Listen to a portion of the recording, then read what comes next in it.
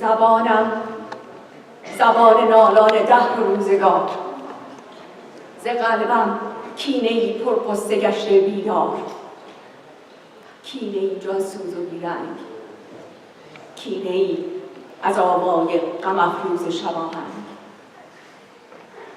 گفته ای کینه بدی بود و بخشش همه عشق، گفته ای گر بنده حق نوازی رو بکن به شهر صدق.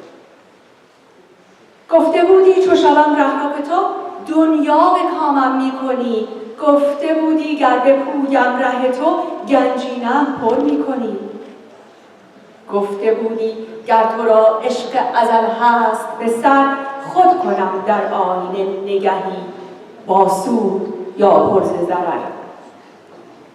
گفته بودی که جهان عدل است و تویی روزی رسان، گفته بودی گر طلب پیشه کنم روزیم بر کف نهی ای خوش لسان.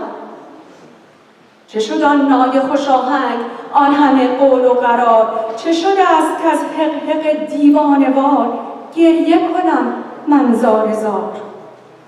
چه شده است کز تجلی این روزگار من عاشق سر کنم با بند و زنجیر دیوانه وار.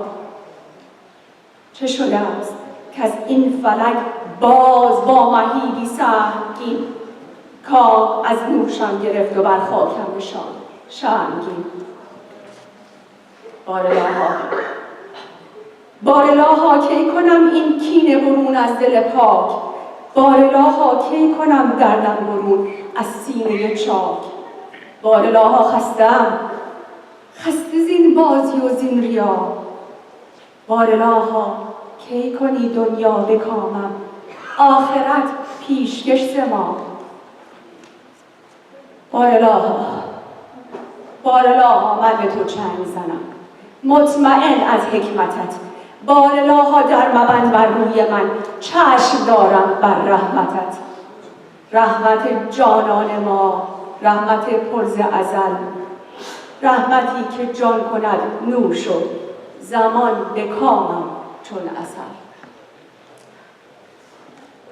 با کسب اجازه از حضار محترم و ضمن عرض تشکر از حضور همگی شما عزیزان، اگرچه شمع وجود اشکان عزیز به ظاهر خاموش شده، اما هرگز پرتو نور گرمش از ما دور نخواهد شد.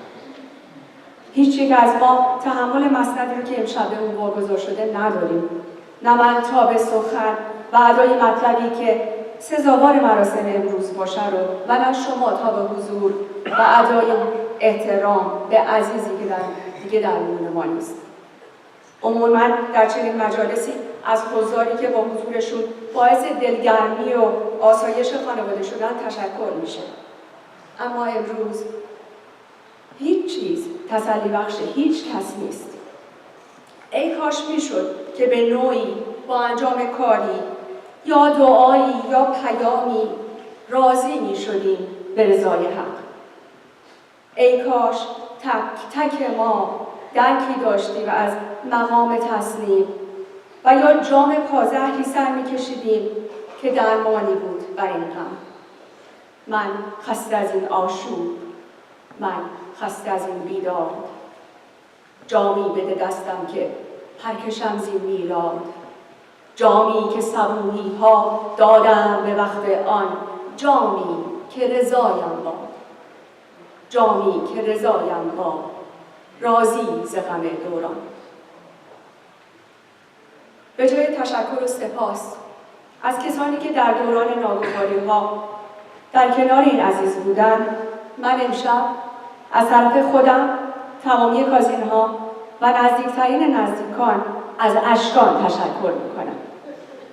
هرچند که این کاملا برعکس رسم معمول هست، اما در واقع حق و حقیقت مطلب اینه که ما باید از اشکانی که با قبول سختی ساعاتی رو که گذروند و با سفر زود به هنگامش به تک تک ما درس گذشت، صبوری، مهربانی، درستی، بخشش، فداکاری و از خودگذشتگی و همبستگی و یکی شدن داد. اشکان به ما فرصتی داد که هرچند به سختی اما لحظه هایی رو تجربه کنیم و به درکی برسیم که هیچ کلاسی قادر به تدریس اون نیست. اولین سخنگوی امشب اولین کسی است که پی به راز بیماری اشکان برد. آرش ادهمی، پسر خاله ناهید. آرش جون، من از طرف تو از اشکان تشکر میکنم که اینقدر خودش رو با تو صمیمی و نزدیک تونست که تو اولین کسی بودی که این موضوع رو با اون در میان گذاشت. از اون تشکر میکنم که اینقدر به تو اطمینان داشت که به خواسته اون احترام میذاری و بدون اجازهش این مسئله رو با کسی در میان نمیذاری. از طرف تو از اشکان متشکرم به خاطر لحظه به لحظه شادی ها و شیطنت هایی که با هم در بچگی تجربه کردیم تا لحظه به لحظه ای که در 1 سال و نیم اخیر با هم گذروندیم.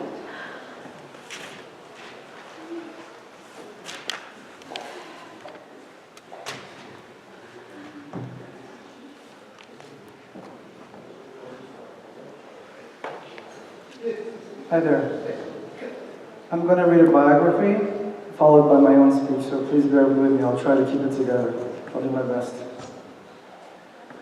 Ashkan Chaim Shamsian was born in Tehran, Iran on May 28, 1974. He added much joy and love to his family's lives, his parents Shahlan Hushain Shamsian and his sister Bita Shamsian. Ashkan came to the United States at 9 years of age, and after graduating from Taft High School, he went directly to UCLA majoring in biology.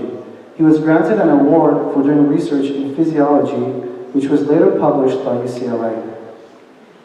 He attended Ben Gurion Medical School in Beersheba, Israel, followed by his residency in obstetrics and gynecology at the University of California in San Francisco and also in Fresno, California. Ashkan worked at the very reputable UCLA Ronald Reagan Medical Center and Valley Presbyterian Hospitals. As an OB-GYN for 12 years, he delivered thousands of babies, including many patients who were treated for free due to financial difficulties or addiction issues. His colleagues told his family repeatedly how much he was loved and respected by his patients and the entire staff. Ashkan received 2 awards while still working full-time. First, he received the Compassionate Doctor Recognition Award granted to physicians who treat their patients with utmost kindness based on their overall bedside manner scores. Second, he received the Patient's Score, the Patient's Choice Award, which reflects the difference a particular physician has made in the lives of his patients. The honor is bestowed to physicians who have received near-perfect scores as voted by patients. Ashkan was loved. Ashkan loved his job, he loved his friends, and above all else, he loved his family very much. He was very close to his mom and dad, Shahlan Hushain, and his sister and her husband, Bita and Eddie, and his niece and nephew, Kayla and Brandon. They will always be in our hearts.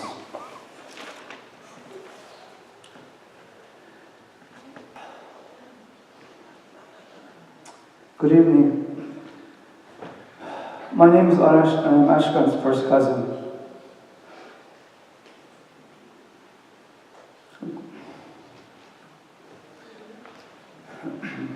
Growing up, Ashkan was always the rock and backbone of his family and the people that he loved. I'm 1 year older than him, but I always looked up to him. We were like brothers, inseparable, and everyone always referred to us as Arash or Ashkan. As children, we were always loud, destructive, and out of control. We turned every family gathering upside down with our ruckus. We would always play to our heart's content. Sometimes our parents had to pull us apart when we got into fights, but we truly loved each other. My earliest memory from Ashkan was in Iran when we were around 6 and 7 years old. To our surprise, one day school ended early. Without our parents' knowledge, we decided to walk home by ourselves. Mind you, it was just several blocks away, but we walked hand in hand, determined to get home to prove to our parents what big boys we were. Being the older one, naturally I felt responsible for him, so I walked Ashkan to his house and then went home. Our parents were definitely surprised to see us, but we were not reprimanded. The memory of that walk home is still vivid in my memory, an uphill walk on a sunny afternoon. As children, we rode bikes together and played hide and go seek. We lived close to each other and saw one another very often. I don't remember saying goodbye to Ashkan when our family left Iran, but I do remember being overjoyed when we reunited in the United States a few years later. We grew up here in the valley and went to the same schools in our early years. Ashkan was a good student, a very private guy by nature, easygoing, and had a select group of good friends. One of our rituals was to get together and play backgammon, watch NBA basketball, which he loved, and drink a beer. Ashkan liked flavored beer, and he introduced me to Blue Moon. Our backgammon games were always best out of 7. The loser would always sign a $1 bill for the winner to keep. I have so many good memories with Ashkan, and I will always remember him through the beautiful and wonderful happy memories we created together.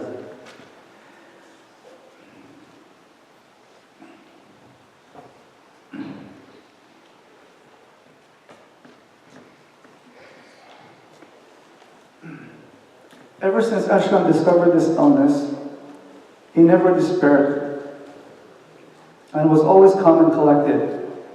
He never wanted anyone to be sad. He always said, "I will be fine, I will get better, don't you worry, everything will be okay." Ashkan's strength in this time of hardship has reminded me of the movie Life is Beautiful. In that movie, a father shelters his son from the horrors inside a concentration camp by convincing his son that everything was merely a game. Likewise, Ashkan was always concerned with everyone else's feelings, always striving to maintain positive spirits among friends and family. No matter who you speak with, no one has anything but praise and respect for the kind, compassionate, and sweetheart that Ashkan was. He was a gentle soul, loved and respected by all, his family, his friends, his colleagues, and his patients. Ashkan was self-made. He was kind and he was generous. He performed acts of kindness, which were more amazing because he didn't tell anyone about them. In his personal life, he was a true friend. If you got to know him, it was hard not to love him. Steve Jobs once said, "Your time is limited." This concept really hit home for me and our families with this tragic incident. This incident could not have happened to a more undeserving person. Ashkan was our baby cousin, the youngest of 10 cousins on our mom's side. Ashkan Jun, I will always love you.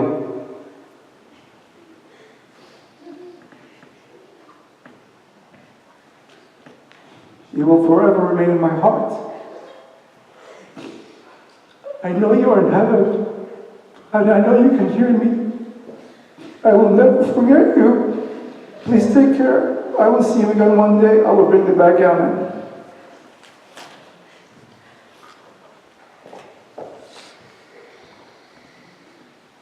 از آقای دکتر شهریار کنگادور که دوستیشون با اشکان برمیگرده به اولین روز مدیکال اسکول، در واقع روز اورینتیشن، خواهش میکنم که دقایقی با ما باشن.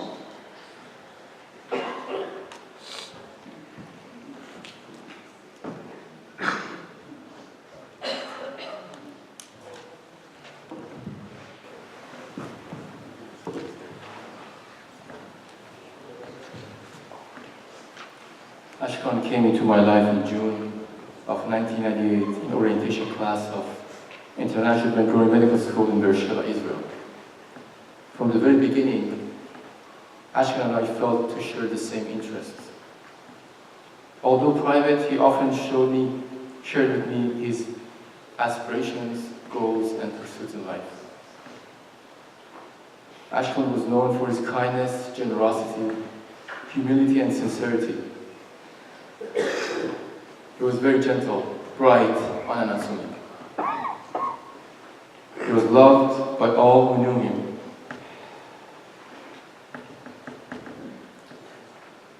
He was passionate about his dream to become a fine physician. It was obvious that he chose medicine because of his sincere belief that medicine combines the highest intellectual curiosity with a desire to help others in life. In 2002, he was the only member of his class to get accepted to a surgical residency in California. As he used to tell me, He chose the field of OBGYN because it combined medicine, continued medical care with surgery together. He was accepted at the Fresno UCSF OBGYN program and completed his residency training in 2006. He eventually worked hard, delivering 1,000 babies at Valley Press, working for other physicians, and joined UCLA, I believe Santa Monica, OBGYN department as an attending physician on call. During his illness, I was inspired and impressed by his positive attitude and desire to fight back and not to give up hope. That was a true testimony to his character. I still vividly remember our encounters at his lovely family, his sister and Peter and Eddie's home. And eventually we used to have to go get coffees every few weeks in the last 4 to 6 months at the local coffee bean on Ventura and Benton. He was as caring and loving as ever, despite facing the inevitable. I lost a great friend, but he will forever in my heart. Ashkan, you have been truly an outstanding human being. We all miss you. Thank you.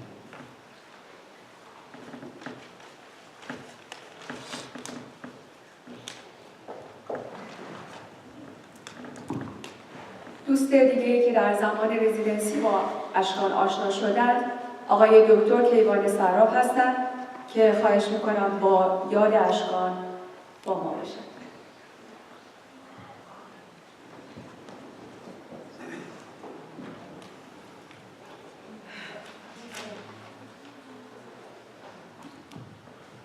Good evening, everyone. I'd like to thank you for coming here tonight to honor Ashkan and his life and offer my deepest condolences to his family and friends. My name is Kayvon, and I had the good fortune to be friends with Ashkan, or Alex as I and many of his friends called him, for over 15 years.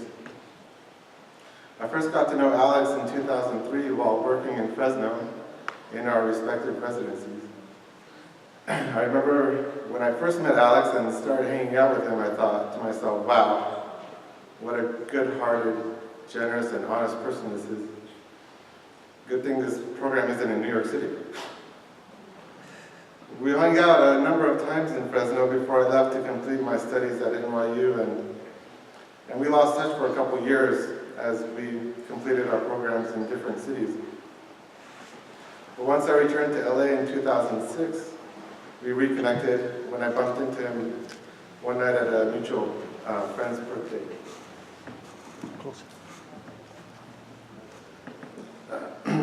I remember being so happy to see him again, because friends like Alex are hard to come by. Our friendship really blossomed from there as we shared a number of adventures, trips, and nights out together. My fondest memory with him comes from our trip to Barcelona in the summer of 2012. Vacationing with Alex was always so smooth since he was such an easygoing person. After spending an incredible week touring Barcelona, we still didn't have plans for our last day. But that morning, Alex suggested that we rent electric bikes, and that sounded like a great idea to me. If you've ever ridden an electric bike, you know how great they are. You can literally go 10 miles on an electric bike with the same amount of energy that would require to go 1 mile on a regular bike. So we decided to rent electric bikes that last day and ride for as long and as far as we possibly could. It was a glorious day. We rode our bikes from our hotel to the ocean, to the Olympic Stadium, to downtown, to the beaches where we had lunch, to the famous parks and cathedrals we visited earlier in the week, and we finally to a remote, magnificent castle high above the city. That's where we really took in the whole trip and got a moment to review and reflect on all the great things we did and saw that week together. It was a perfect ending to an amazing trip that day. It felt like we were children again, riding our bikes for what seemed like hundreds of miles, riding up and down the narrow streets of Barcelona, maneuvering in and between cars and pedestrians from sunset to sundown. Alex and I had the time of our lives that last day in Barcelona. Our friendship was something to be cherished, with so many great memories, from sneaking into a New Year's Eve party at Beverly Hilton, to riding bikes through the streets of Barcelona, and swimming in the seas off the coast of Italy. We had some amazing times, adventures, and laughs together. But despite all the good times, Alex was the type of friend you could count on during difficult times as well. Whether it was listening to me complain about a difficult day or asking for advice, Alex would be there. Alex was the kind of friend who would answer your call even if he was busy, listen to you complain even if he had better things to do, hold criticism even if you deserved to be criticized. He would pick you up when you were down and listen when others wouldn't. And in the end, he wouldn't expect anything in return. Alex was the definition of righteousness. He was the kind of friend who would never let you pay for anything and lend a hand at a moment's notice. He was so generous that I felt like I was always thinking of ways to repay him. I know I'm not alone when I say there were countless times when I had to say, come on, let me just pay this one time. Whether it was a meal, a drink, a phone call, a ride, a helping hand, a shoulder to cry on, Alex was always there. Alex was one of a kind, and friends like him are rare indeed. I consider myself one of the fortunate ones who had the opportunity to be friends with him. Alex is gone now, but his memory lives on in all of us, and I know myself, I'm a better person for having known him. You will be missed, Julie, and there is no doubt that heaven is now a better place with him there. I'd like to thank Alex's family again for letting me speak tonight. Thank you.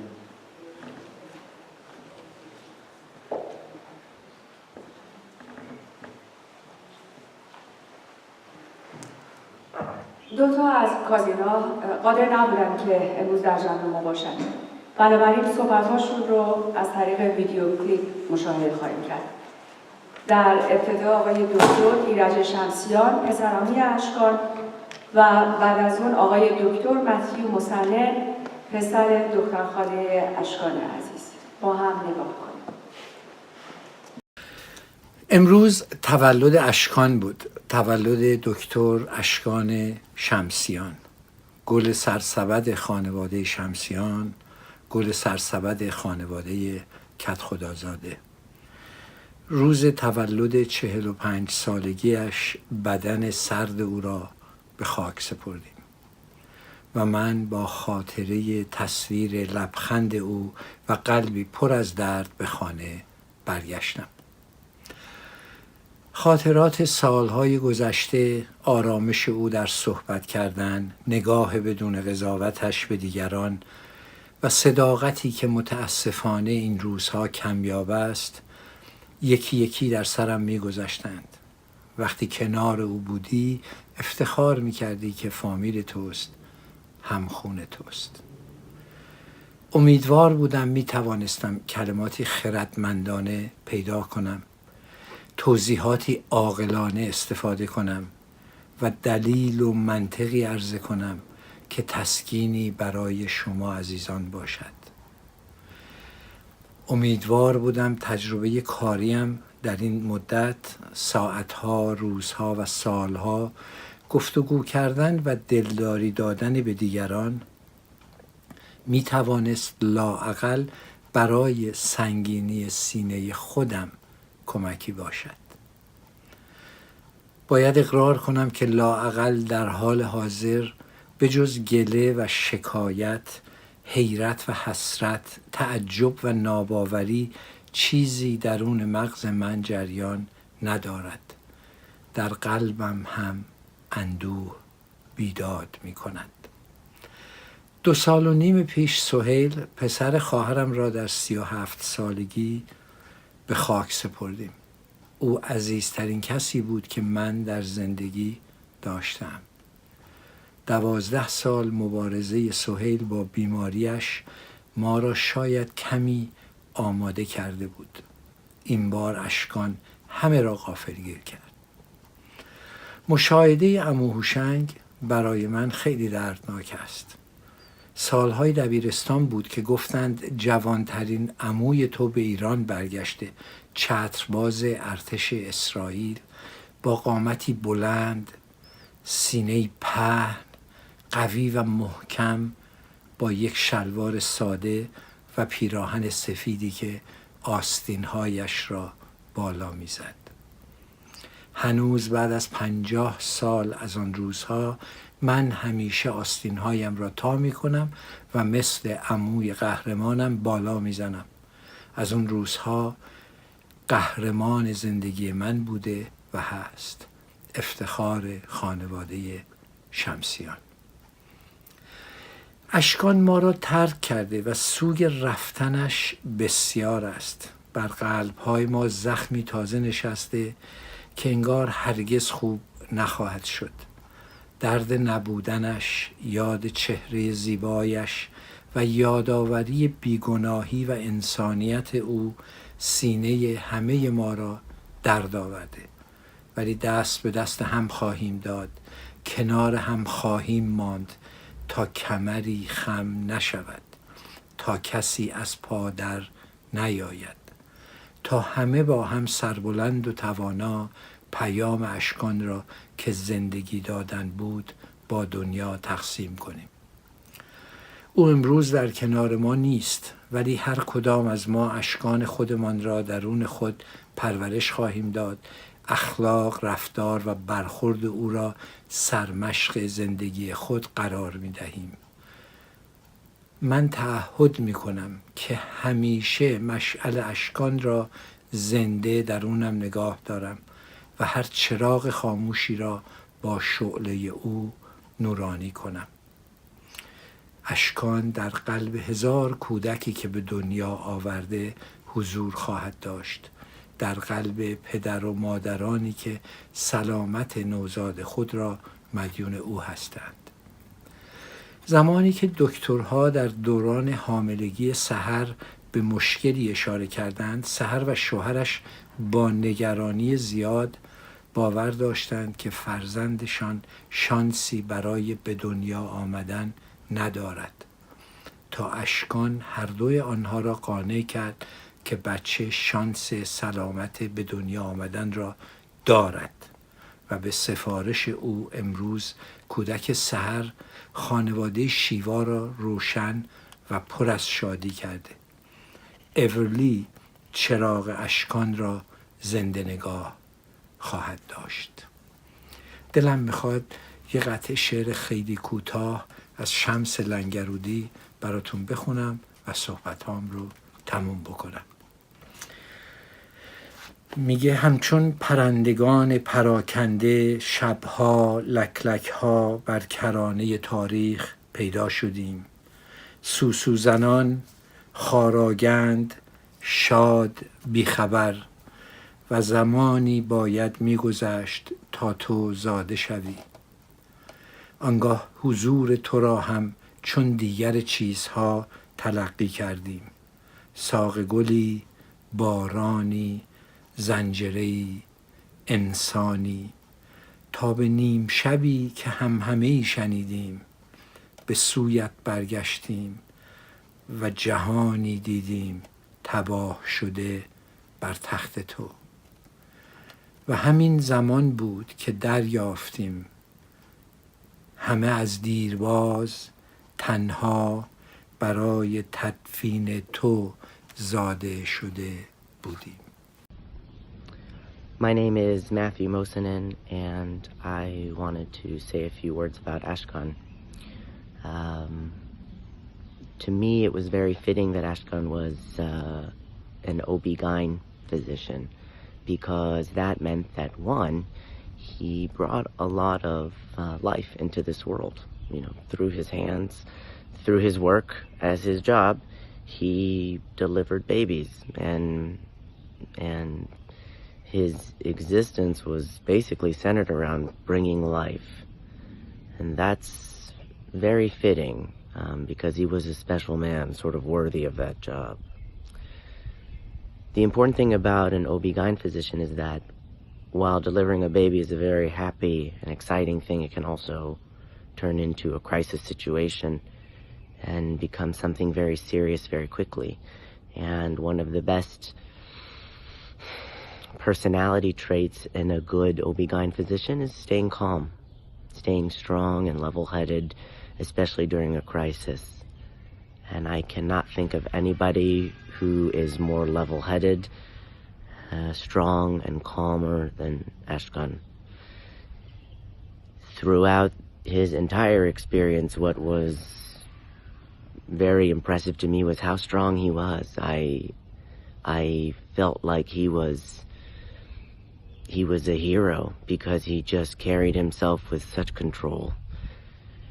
I tried to think about some literature that might be able to capture the intensity of the pain we feel sometimes when we lose somebody we love so much. And one of the books that came to my mind was Holocaust literature, and a book by a physician who was a Holocaust concentration camp survivor. It's called Man's Search for Meaning. His name is Viktor Frankl. And what he says is that suffering is inevitable. But when we can give our suffering purpose, when we do it for a reason, we suddenly have meaning in our lives. We have purpose. And when Ashkan was originally diagnosed, I understood that he went through a lot of it alone. He kept it to himself. And I think I learned something from that. He did it because he loved his family, because he loved everybody that he cared about, and he didn't want to upset them. He wanted to protect them. And he taught me that one of the most important things we can do is love our family and protect our family. And that made Ashkan one of the most heroic people I'll ever know. I think that as the days go on and time passes, I will choose to remember Ashkan in very specific ways. He always cared about me. He always made me feel like everything was going to be okay. When I was 10 years old, we went on a big hiking trip. There were many of us there. And I remember Ashkan at the top of the hike, sitting at the edge of a waterfall and just sort of looking out at the sunset. And it was something that always stuck out in my mind, because it was his ability to just pause and take life in. And that's one of the images I'm always going to cherish about Ashkan. Sitting there at the top of a beautiful mountain next to a waterfall, just watching the sunset. As that hike finished, that same trip, we were hiking down a mountain and I was 10, and I thought that I had found a shortcut, so everybody followed me. We got lost in the woods. We had no food, we had no flashlights, we had no water, and the sun had set, so it was getting dark. And many people were very worried, but I will never forget Ashkan just coming up to me and being like, "It's okay, it's fine, don't worry, it's gonna be fine, it's gonna be fine." And that's who he was. He was good in a crisis. He was strong, he was powerful, and he was very caring. I remember the trip that him, me, Pizza, and Eddie made. We went to go get another opinion from a doctor, and when we were there, we got some not good news. And as we came home, I will never forget, in the car ride, Ashkan said, "I feel like ice cream." We pulled over in a parking lot, and me and Eddie went to McDonald's, and we got him some soft serve, and we sat there and we ate it. And Ashkan said, "This is good." What blew me away was how positive and calm and strong he was. even in the face of difficulty, even in the face of obstacles, he just blew me away. I miss him very much. I love him with all my heart. Ashkan Jun, I love you very much, and you'll always be a hero to me. همه داستان این که روز تولد موشه ربنو با روز بازگشت اون به عالم بالا یا عالم ابا یکیست آشنا هستیم. اگر در سایت‌های مختلف مثل خواباد و کابالا جستجو کنید یا با کسایی که با مبانی جودیسم آشنا هستند صحبت کنید، می‌بینید که اونایی که روز ورودشون با روز خروجشون از این دنیا دقیقاً یکی هست، بهشون یک لقب داده میشه: صدیق. اصلا لزومی نمی‌بینم که از خوبی‌ها و صداقت اشکان صحبت کنم. اونایی که افتخار آشنایی با اشکان رو داشتن میدونن حتی در مدت کوتاهی میشد پی به پاکی و صحت این عزیز برد. در کمالا یاد میگیریم که هر شخص به دلیل مشخص و با وظیفه مشخصی به این دنیا میاد که اصطلاحاً به اون میگیم تیکون. مولانا بهش میگه از کجا آمدم؟ آمدنم بهر چه بود؟ روزها فکر من این است و همه شب سخنم که چرا غافل از احوال دل خویشتنم. ماندم سخت عجب کس چه سبب ساخت مرا، یا چه بوده است مراد وی از این ساختنم. روزی که هر یک از ما چشم این جهان باز می‌کنیم، روز تولد ما، نشانه‌ای و راهنمایی است به این چرایی و یا اینکه تیکون ما چیست. صعود به عالم بالا درست در همون روز تولد به این معناست که ما قابلیت انجام وظیفه خودمون رو در این دنیا داشتیم و نوری رو که قرار بوده از طریق ما در این دنیا به وجود بیاد به دنیا آوردیم. من شخصاً موشه ربنو، داوید هملخ و ربای شمون بر یوخای، نویسنده زوحر و بنیانگذار علم کبالا رو میشناسم و شک ندارم نوری که باید از بودن اشکان در این دنیا به وجود می اومد الان در اوج درخششه. He accomplished his tikkun. اشکان تنها یه خواسته داشت و وظیفه اون رو به عهده تک تک ما گذاشت. با وجودی که اشکان میدونست که ریسرچ بیشتر هیچ منفعتی به حال خودش نداره و حتی یک روز به روزهای اون اضافه نمیکنه، ولی همیشه دوست داشت که با ریسرچ بیشتر و پیشرفت دانش جان انسان دیگری را از این بیماری نجات بده. بله، اشکان حتی در سخت‌ترین شرایط هنوز نگران دیگران بود و به دنبال راهی برای امید و دلگرمی به کسانی که حتی اونها رو نمیشناخت. به همین دلیل و به احترام خواسته اشکان، خانواده امشب هزینه شام رو به Neuroendocrine Tumor Research Foundation اهدا کردن. اطلاعات و سایت این ارگانیزیشن روی این پوستر اینجا هست. اگر مایلید به یاد اشکان و به احترام اشکان در این راه یارانستان باشید، لطفاً اطلاعات رو از روی پوستر بردارید. With that being said، خانواده هنوز هم برای به جای آوردن ترادیشن و گفتن براخا تهیه دیدن و از همگی شما دعوت میکنن که بعد از اتمام مراسم و عربی در همین اتاق بغل برای صرف براخا تشریف داشته باشید. با هم گوش کنیم به پیام اشکان برای ادامه راهش، کمک به این فاوندیشن و نجات جانها. پیامم را بگو یک سر، پیامم را بگو یک سر، پیام آشنایی بود، پیامی از دل جانان به رنگ مهربانی بود. زمان کوتاه، زبان بسته، لیک فکر و دل همه آزاد و پیوسته. زبان عشق آموختم و با جان دل از صحنه تاریک بزدودم با ایمان. جهان چون گل شد و بر روی من خندید، کمین لحظه کوتاه زین عمر بی تجدید. مرامم قبله آمال مردم دوست، گناهم لحظه بیماری جانسوز و غم افروز.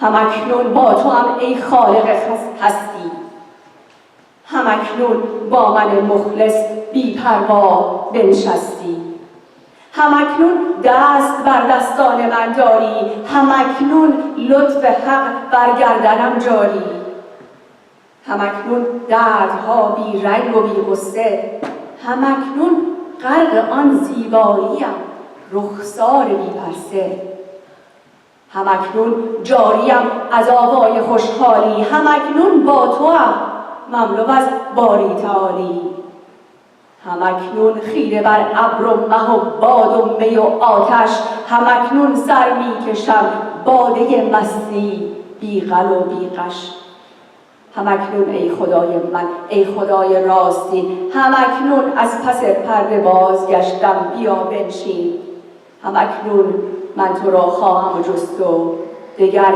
هیچ مکن یادم که مستم از حضور تو. از آقای دکتر الی تابار از دوستان اشکان خواهش میکنم که با ما باشند.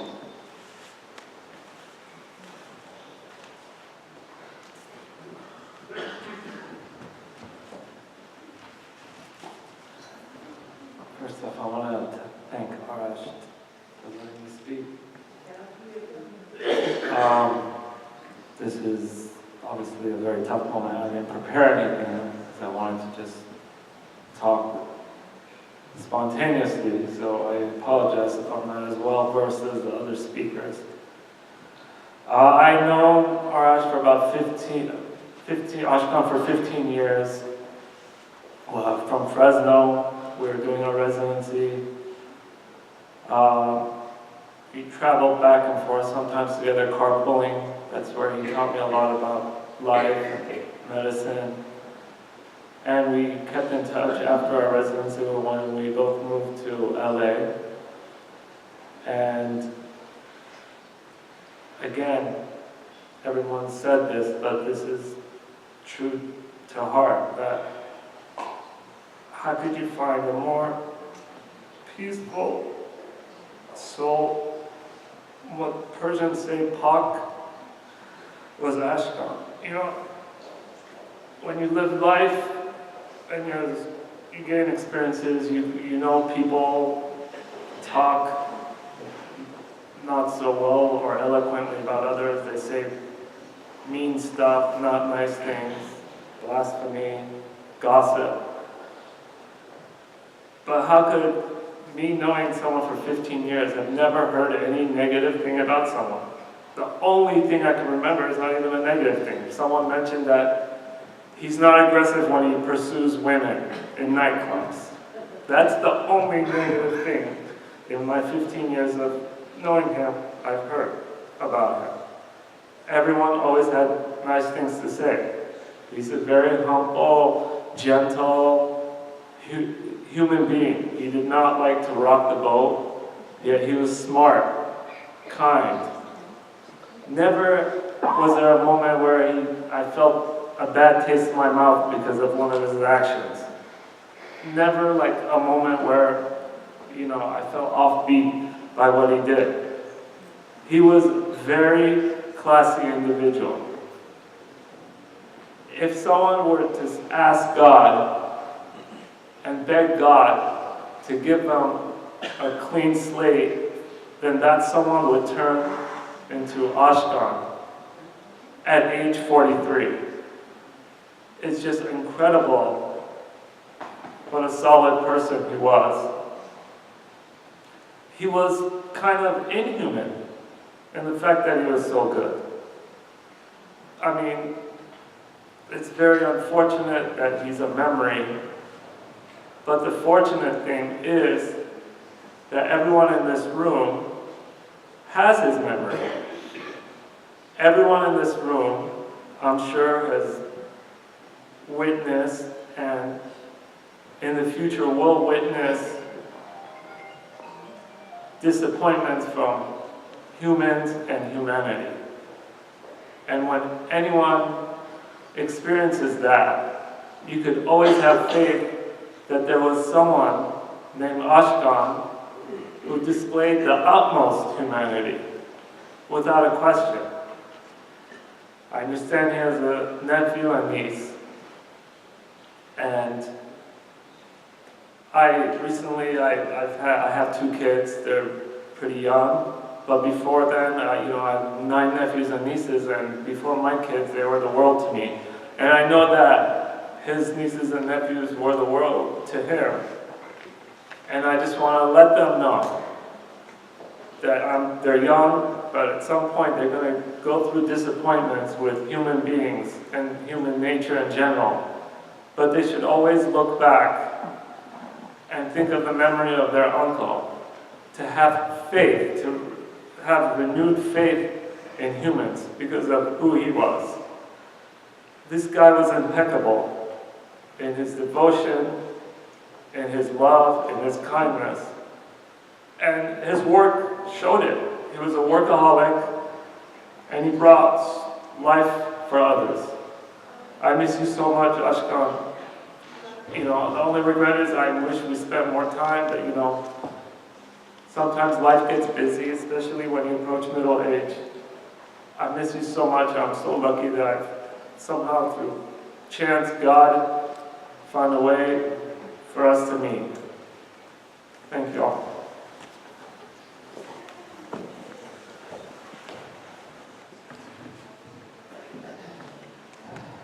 دکتر پیام کید، پسر دایی اشکان، سخنگوی بعدی امشب هستند که از خاطراتشون با اشکان برای ما صحبت می‌کنند.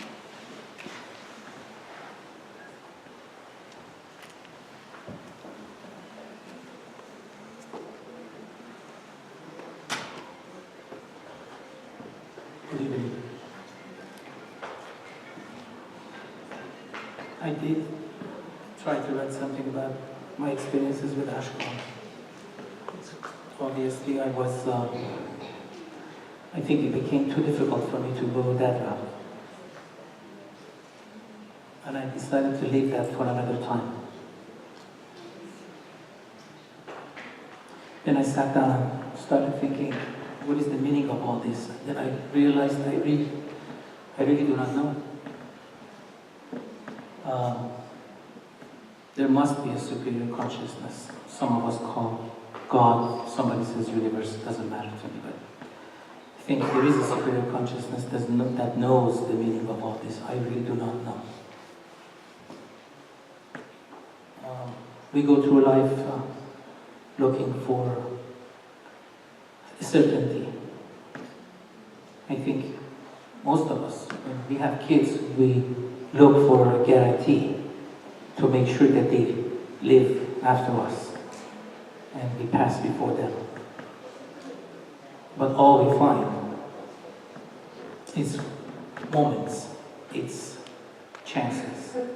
We find a time to make a change.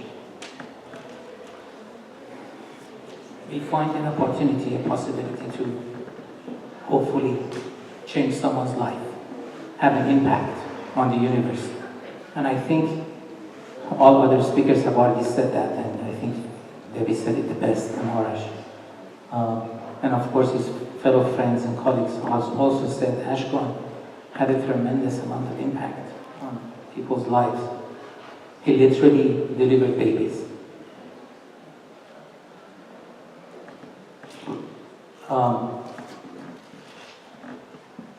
He chose serving other human beings. And I don't find that to be an accident. That's how his nature was. Ashkan's nature was all love. Nothing but love. I've known Ashkan for all of his life, all of my life.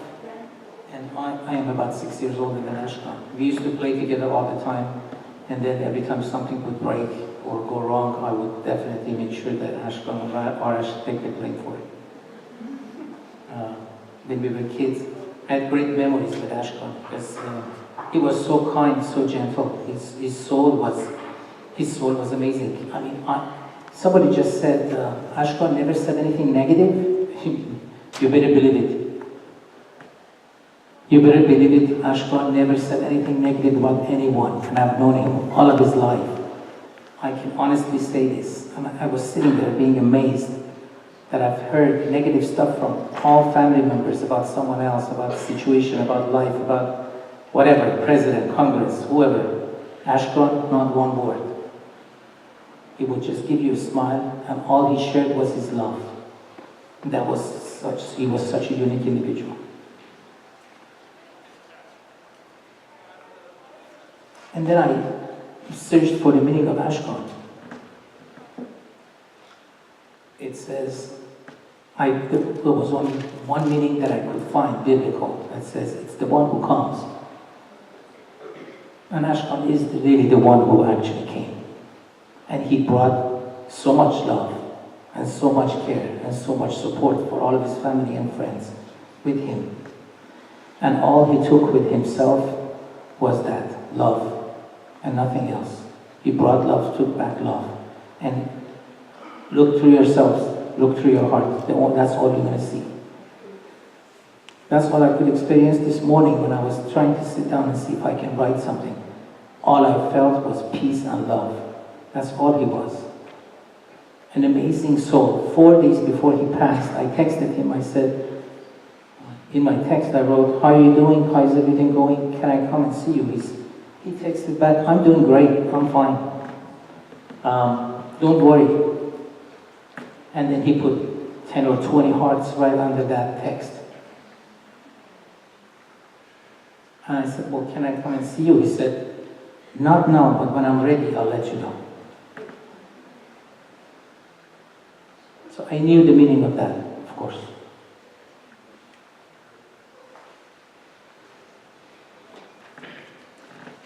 His job was to take care of patients. And funny, if you really think about it, patient really means the one who suffers. This man equipped himself with utmost education possible to bring life into this world. There's no way you can explain that. He was sent here to do just that. He was sent to bring life into this world. And we will always honor that. We're not born losers or winners. We're born choosers. He chose his life to be about giving, about serving. And I love him for that. Cyrus the Great once said, "The hand that heals is much more valuable to me than the hand that prays." Heal others.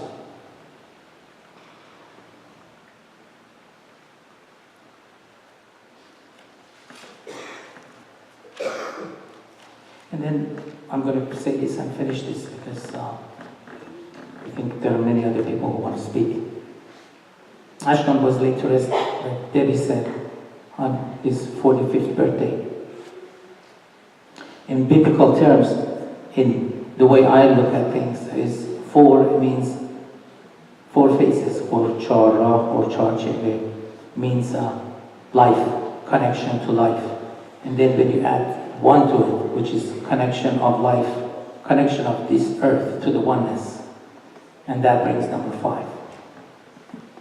So 45 and then 4 and 5 together has a different meaning. In different scriptures, different biblical terms, like for example in Baha'ism, number 9 means the end of circle, the end of cycle, the ultimate growth.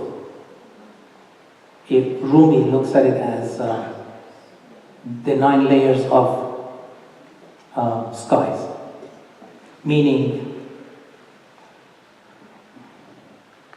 I want to say it in a simple term, meaning the connection between earth, or what you can see, and what cannot be seen. There is no, to me personally, there is no other explanation. He left on his own birthday because that was his meaning for this earth. He brought meaning to this life. And when he left, he went to the world of unknown. to take back what he brought here and bring it back to other people too, through the people who he delivered. Thank you.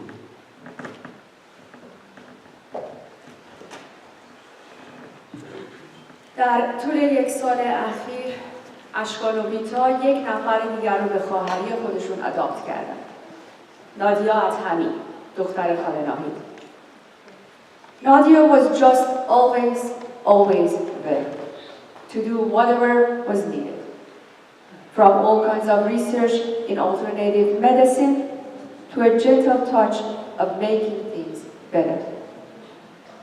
She did it all out of love, and she did it all out of love. Nadia.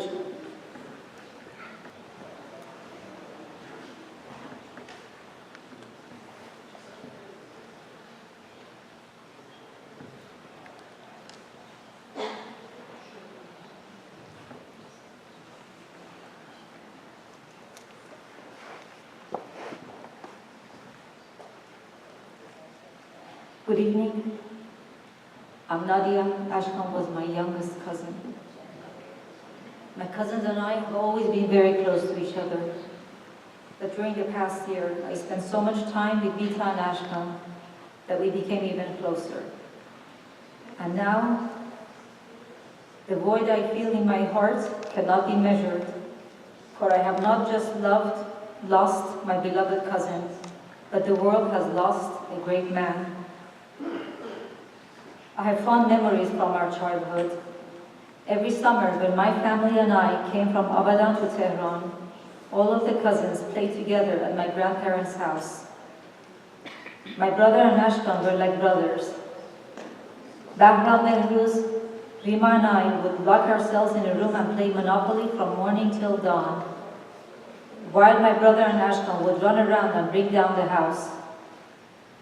I remember every 10 minutes, one of the parents would come out to the garden and call for troops, and the boys became quiet. But after a few minutes, the sound of their laughter and screams filled the air again. He always had a contagious smile and sparkle in his eyes. I have to tell you, Ashkan was authentic. What you saw is what you got. Very simple. As an adult, he lived his life based on principle, being good and doing the right thing. He was the essence of compassion, duty, and integrity. Those were the values that were instilled by his loving parents, Shahla and Hushang, who shaped and molded him into the man he became. He was a role model, and he set the standard for whatever a son should be to his parents. He was the epitome of the strong, silent type, yet somehow you could talk to him about anything. Ashkan was a beacon of strength for my family. During the past year, I realized how strong he is. Despite his health issues, he never complained. Every time I saw him, he smiled.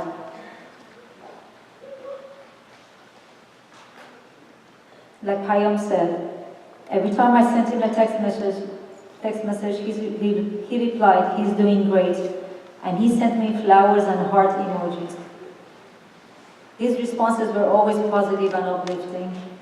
You would never know this man is fighting an uphill battle. Ashkan loved basketball. He played basketball throughout high school and college and enjoyed watching NBA games. Sometimes I went over to their house after work and we watched basketball games with his family. After the games, we would watch action movies. It seemed like Ashkan and I were the only two people who liked action movies. And when we listened to music, he and I were the only ones who liked jazz, soft jazz. I always wondered, how come we both like the same things? Until now, I realized he watched action movies and listened to jazz because of me, because I liked them. Ashkan was a caring physician, which is why he was admired by his patients. How do I know? A year ago, Lori, the UCLA administrator, told me, and I quote him, "Dr. Shamsian is one of our favorite doctors here. Everyone in the staff, doctors, nurses, administrators, liked working with him. Last year, Jennifer, another nurse, who was his patient also, said Dr. Shamsian's tenderness and tact were what set him apart.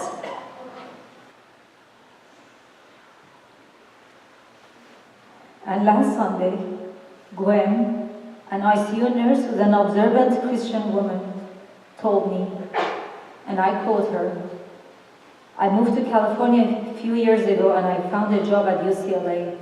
When I asked other nurses, who should I select as my OBGYN, they all recommended Dr. Shamsian. And when I met him for the first time, I realized why.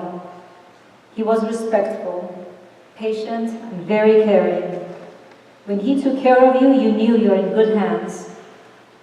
He and his family will always be in my heart and in my prayers." During his career, Ashkan delivered thousands of babies. I have learned that Ashkan was the kind of doctor who fought to keep the high-risk pregnancies alive when other doctors preferred to terminate them. He saved many lives by managing those high-risk pregnancies and handling the complicated deliveries. Hence, Ashkan saved many lives which otherwise would not exist. Ashkan's actions remind me of one of my favorite quotes from Mishnah, chapter 4, that says, "Whoever saves a man, it's as if he has saved an entire world." This means every life is worth saving because everyone can make a difference in this world. And Ashkan made a difference in this world. He not only brought many babies into this world, but he saved so many high-risk pregnancies. And Mishnah tells us, with every life saved, an entire world is saved. Many of us can hope to have an impact the way he did all of our lives. As I end my talk, I'd like to share something with you that George Clooney said. Last year, George Clooney received the Lifetime Achievement Award for his activism and for his efforts in raising social awareness. When he received his award, he said something that resonated with me ever since. He said, "Growing up, my parents didn't care what I became, but who I became. Did I have compassion? Did I have empathy? Did I make a difference in this world?"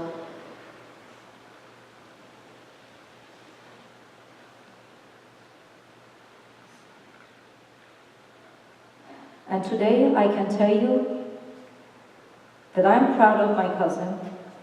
I admire him for not what he became, but for who he became.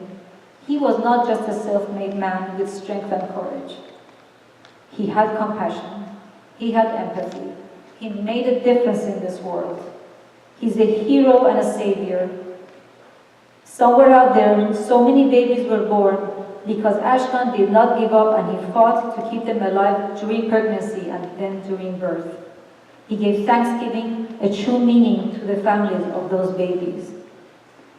This is his legacy, and that's how I will remember him. Ashkan Jun, you will always be in my heart. Thank you.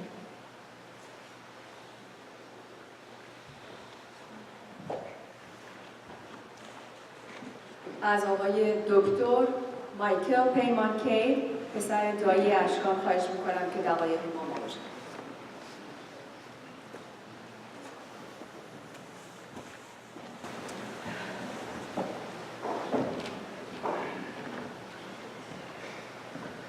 I think as Debbie mentioned before, I actually never wanted to see this day. I never wanted to give this speech, so I didn't actually write a speech. I never wanted to feel this tragic loss. To be perfectly honest with you, I don't have a voice today, sorry. My heart is coming out, literally going out the door. But a man that I truly loved and respected is gone, and I felt compelled to speak. My youngest cousin is gone. The best of my cousins is gone. Ashkan, in my opinion, was the best son the best brother,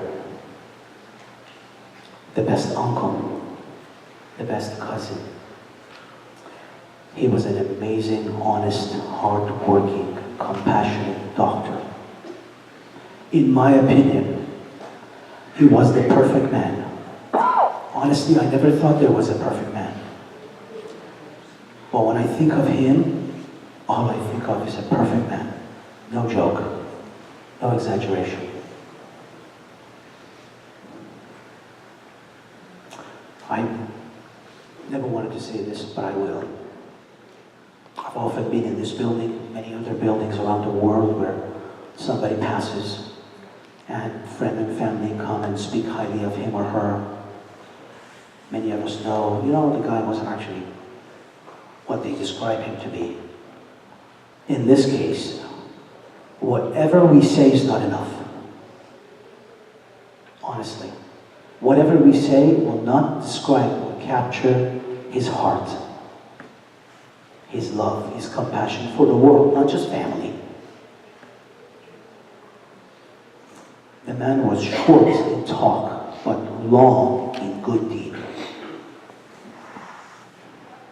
I remember us playing together when we were little, not as much as us and Arash and Ashkan, but I remember you were always the ruckus.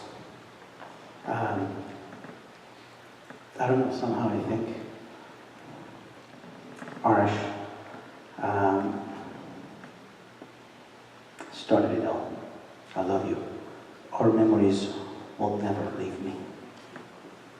In the past few days, even though I've known Ashkan all my life, in the past few days, my family and I heard from so many of his colleagues, as Nadia mentioned, about how many lives he literally brought into this world. Even when he learned of his sickness, he continued to work. And I think Matthew mentioned this, this was true responsibility. This was love. This is courage beyond anyone's expectation and, quite frankly, beyond my own imagination. Somehow he always did the right thing and said the right thing. He never spoke if he spoke. He spoke because he was compelled to, because he was needed. His profession, in my opinion, as Payam mentioned, and the way he gave to the cause of humanity revealed the truth about this man's character. It was no accident. Ashkan had no ego. And if you doubt me, which I know you don't, go to his Facebook page. Try to find a Dr. Ashkan Shamsian on his Facebook page. It's not there. You will not find one photo of Ashkan anywhere on the internet with a lab coat or anything that mentions doctor other than UCLA site or other hospitals that he served at, or schools. He had no ego. That's character. I want to take a second, with all due respect and permission, I want to thank Eddie and Bita for all that you did for Ashkan.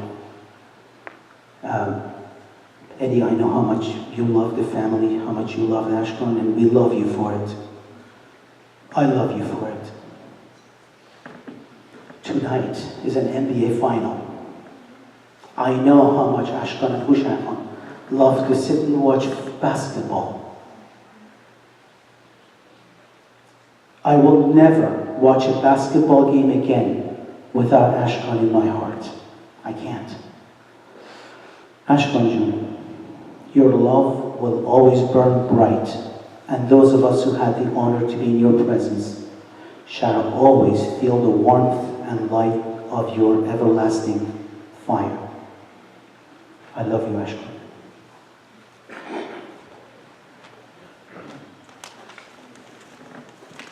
از آقای دکتر فؤاد شیرازیان که قدمت دوستیشون با اشکان به جونیور های دوران راهنمایی برمیگرده دعوت میکنم که چند لحظه‌ای با یاد اشکان ما باشه.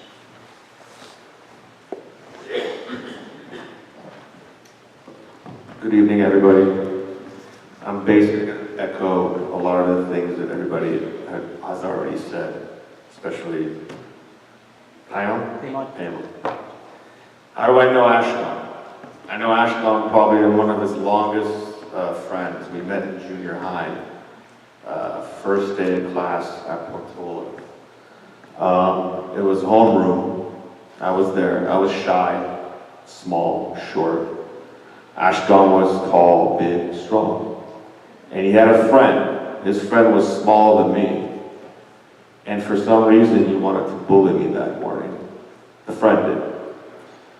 Ashkan stopped him. He said, no, let's go talk to Fuad. Let's go talk to him.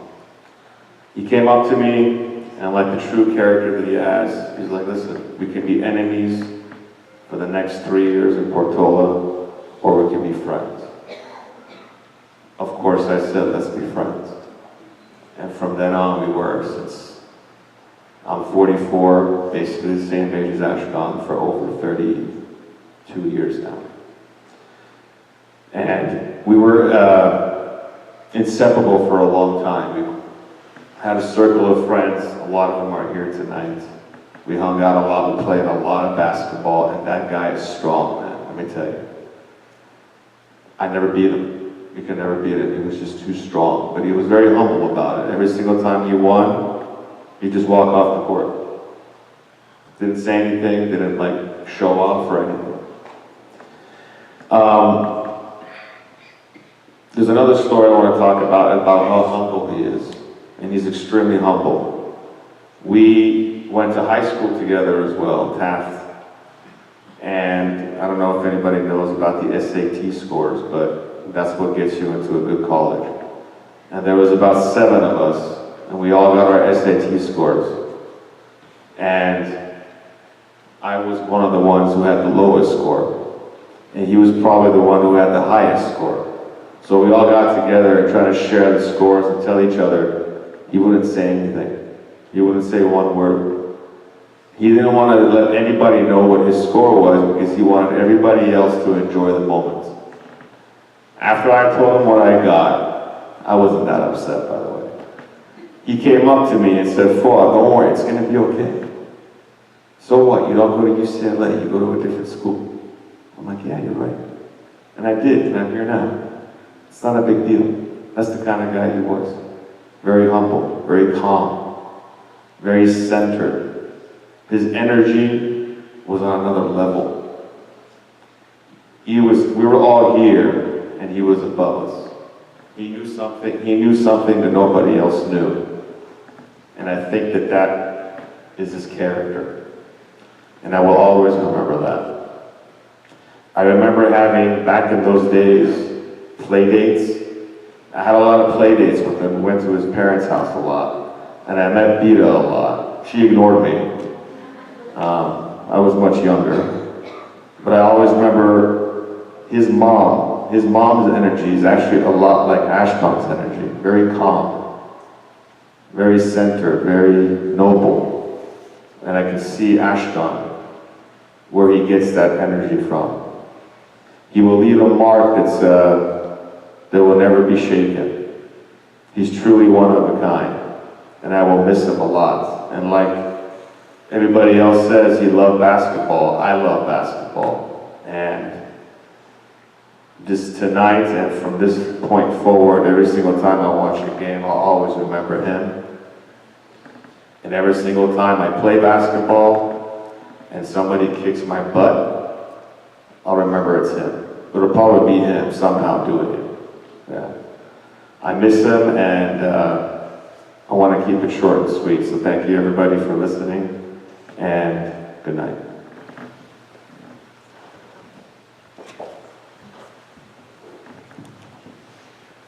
دومی کسی که اشکان راز بیماریش رو در میون گذاشت، کسی است که اشکان با او احساس دوستی نزدیک و صمیمیت کامل داشت.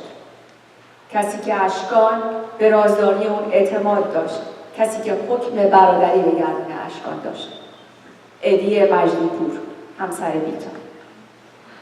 ادی قرار بود که امروز چند کلمه‌ای به یاد اشکان صحبت کنه، اما متاسفانه بغض گلو و اشک چشم توان این لحظه رو از اون گرفت. همونطوری که در ابتدای برنامه توضیح دادم، ما امشب از فرصت‌هایی که اشکان برای ما فراهم کرد تا بتونیم خوب بودن‌ها و توانایی خودمون رو بسنجیم تشکر می‌کنیم.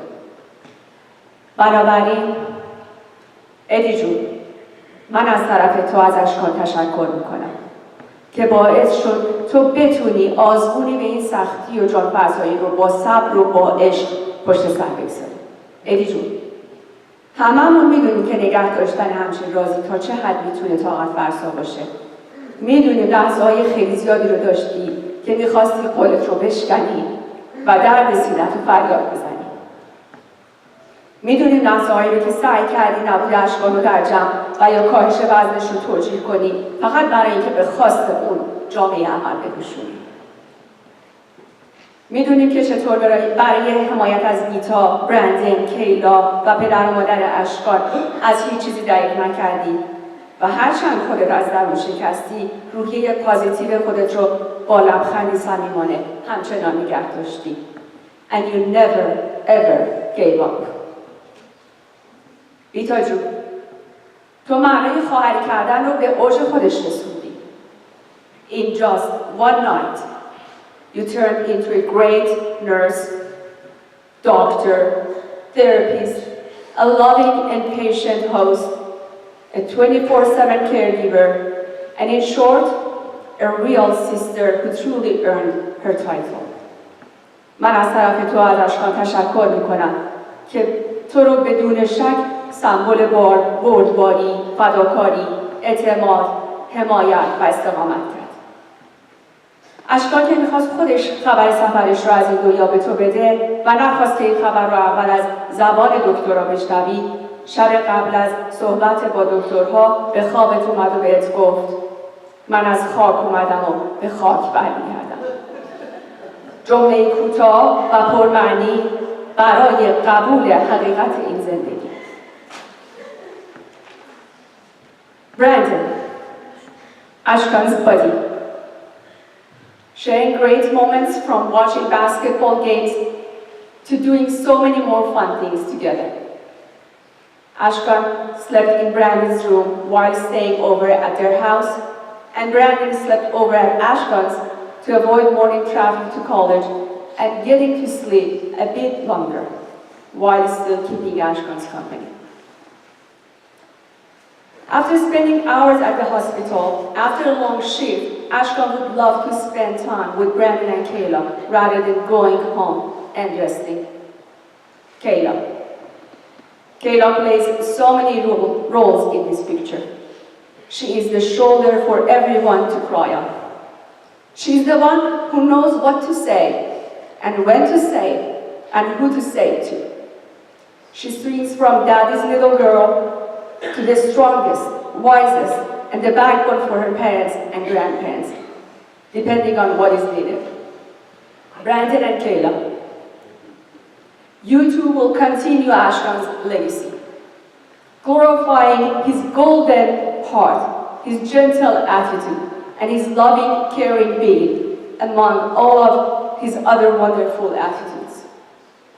I would like to ask Kayla to please join us.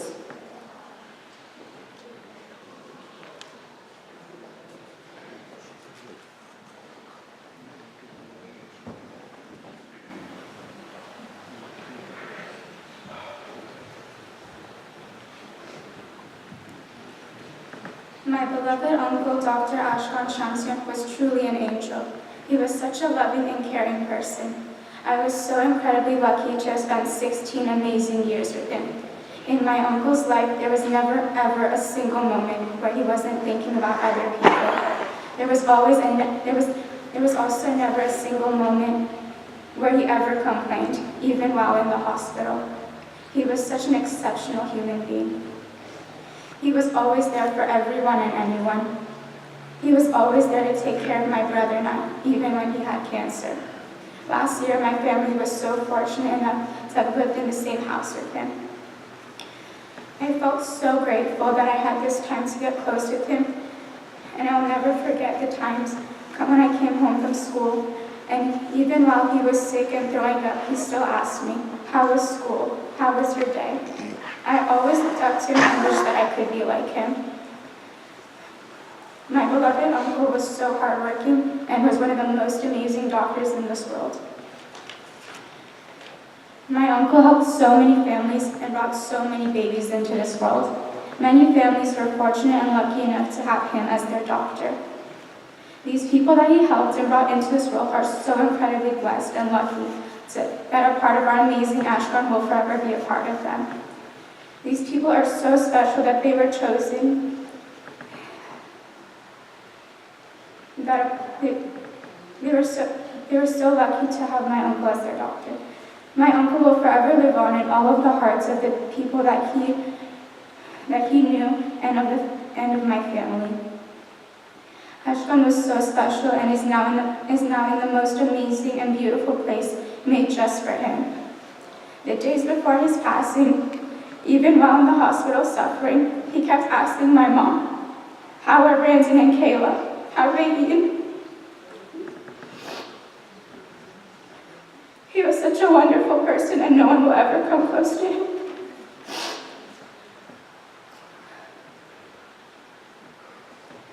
My uncle had a rare type of cancer called the high-grade neuroendocrine. In memory of my beloved uncle, my family and I are donating to the Neuroendocrine Tumor Research Foundation. This foundation is the leading funder for research and treatment to make rapid progress toward discovering a cure. By donating to this worthy cause, we hope to prevent other people from feeling the pain we feel here today. We invite you to donate, and together, hopefully, we can make a difference. I know that if my uncle was here with us today, he would praise our decision. Thank you.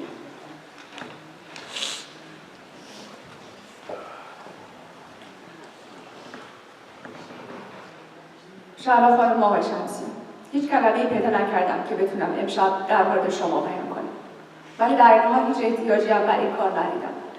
وقتی ما از این اشکان به این خوبی، به این مهربونی، به این پاکی و بزرگمنشی صحبت می‌کنیم، می‌دونیم که این چنین انسان والایی ثمره زحمات و راهنمایی‌ها و پشتیبانی‌های شماست.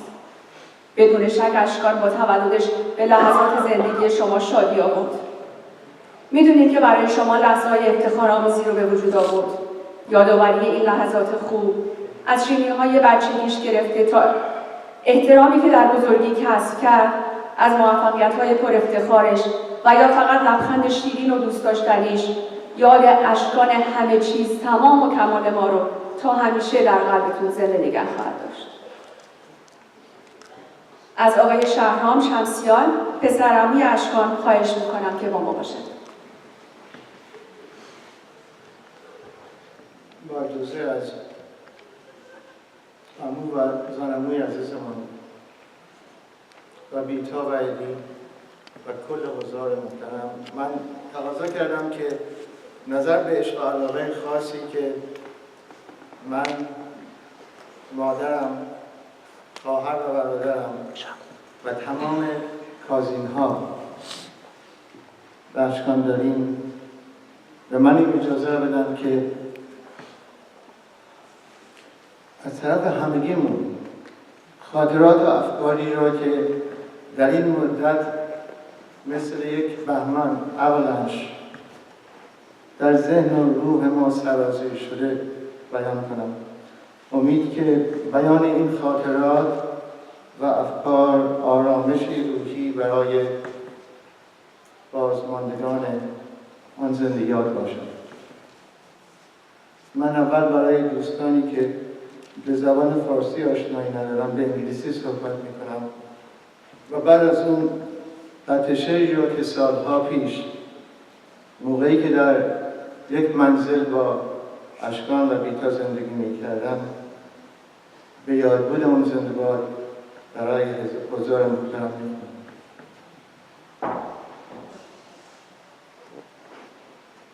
טוב שם משמן טוב ויום המוות ויום היוולדו. In one of our holy books, Kohelet, Ecclesiastes, it is said that He who leaves this finite life with a good name has accomplished much more than he who leaves behind vast reaches. It concludes, therefore, that while you may be born into money without having earned it, you can only leave this world with true wealth if people remember you with honor and dignity. We just witnessed speaker after speaker, friend, family, and dear ones, attesting to the goodness, accomplishments, and dignity of our dear cousin, Ashkan Chaim Shalom Shamsian. The fact that so many felt the urge to speak and testify to this special kind and living nature of Ashkan is the greatest honor bestowed on a loved one who has left this finite world. Given the close relationship we had at the outset of his life, I'd ask the permission to share some thoughts tonight in the loving memory of that kind soul and special human being I had the privilege of calling my cousin. I shared these thoughts as much to console his beloved parents and sister and brother-in-law, Bita and Eddie, as to find solace. I have to pause and say, as I will say later on, I said brother about Eddie because he truly has been a brother. As much to console the beloved parents and the family, as to find solace from the overwhelming avalanche of emotions and bereavement that has cascaded down the hearts and souls of so many here tonight. Perhaps these words and the special memories will resonate with the mourners and help with the healing process over time. I want to start with a brief background into Ashkan's father's life, my dear Uncle Hushan, as it will illuminate the source of his generous and independent spirit. They shared the same spirit. My father, Oliver Shaw, may he rest in peace, and Ashkan's father were brothers who always shared great love and affection for each other. When my father passed away 5 years ago, I remember it was a very difficult time, not just for us, but also for my uncle. They were born in the city of Hamadan in Iran, a particularly difficult place for the small Jewish community living there in the ghetto. The conditions were so unbearable that my father, at the age of 15, left his school and his hometown to go to the big city, Tehran, and eventually to move his parents and siblings. Remarkably, 8 years later, this repeated itself when my uncle Hushan, at the age of 14, did the same thing, but he left Iran to immigrate to Israel in 1949, the year after the state of Israel was established. He tells of the great difficulty he had to endure, at first in the kibbutz for a couple of years, and then at the army, where he first joined as a foot soldier, and then was accepted to be part of the elite paratrooper unit, where he was in the battlefront on many occasions, including the Second Arab-Israeli War, the Suez Crisis in 1956. He has the battle scars to show for to this day, to show for his heroism. My uncle excelled during his service, and having received an honorable discharge from the Israeli Defense Force, he returned to Iran as a hero, as a war hero, to be by his ailing father's side. After the passing of his father, he married, and at that point, our two families moved into a two-story duplex house in Tehran. My parents, my sister Shahla, my brother Bahram, and I lived on the first floor, and my uncle Hushan and his wife, Shahla Hanum, lived upstairs. When Bita was born, it was as if my siblings and I got a baby sister. And then a couple of years later, when Ashkan was born, he was not just a cousin, but a baby brother living in the same house with us. I was 13 at the time, and we would spend as much time as possible playing with Ashkan. From the beginning, he had the same happy, kind, and affable countenance that you see in this photo here. He never changed. So much so that my siblings and I had a nickname for Ashkan, Eshqi, which means lovely. So we grew up feeling like one family, which makes the loss that much more intimate and palpable to us. For us, it's not sympathy that we feel, but like so many here tonight, it's a deeply personal, emotional empathy, sharing the pain like brothers and sisters.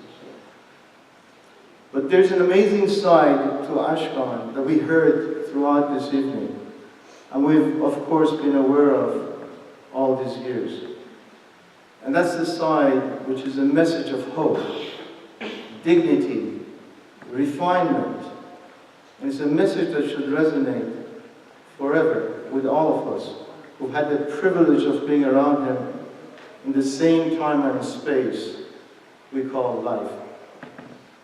Just like his father, the war hero, he left at a young age in pursuit of a better life. He went to Israel. He was completely independent.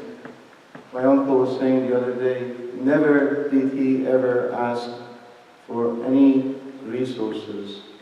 He did it all by himself. And he chose and committed himself to excel in the field of medicine as we heard tonight. Just like his father excelling in the Israeli army, so too he excelled in the Israeli medical school, whose friend tonight so beautifully talked about. I find this story repeating itself between father and son, 50 years apart, to be remarkable. They were both heroes. My uncle, as a defender of life, Ashkan, as a giver of life, and as a savior of life. عطا کننده زندگی و نجات دهنده زندگی. That sense of excellence and independence informed all facets of his life. He never wanted to burden anyone else. So as we heard, he never told anyone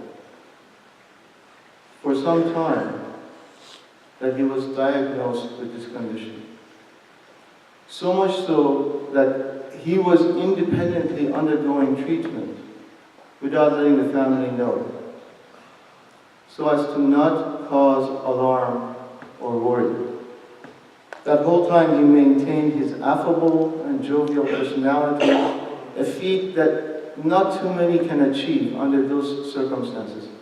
When I visited him at Bitan Eddie's house last year, despite the rigorous treatment he was undergoing, as he was lying down in bed with his eyes closed, as soon as Bita mentioned my name, he uttered his signature, hello, hello, hello, in his own inimitable rapid-fire style. It was as if he wanted to say hello to you at all levels of your being, emotionally, cerebrally, and spiritually. There are many stories of Ashkelon's selflessness. We heard some of them tonight. I just want to share a couple. One which my dear cousin Iraj said in Farsi, I'm going to say it in English. This is a story about my dear cousin Shiva and her daughter Sahar. I'm going to leave out the details, but Shiva told this story last week as we were at my uncle's house about Sahar's pregnancy, and as Iraj says it, that it was a difficult pregnancy. And the doctors had given some advice which was not pleasing.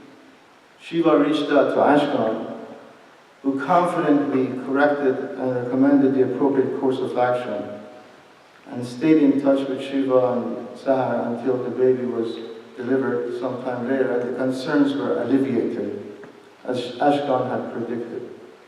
Now, until this point in the story, it is exactly what you would expect of Ashkan, given his generous persona.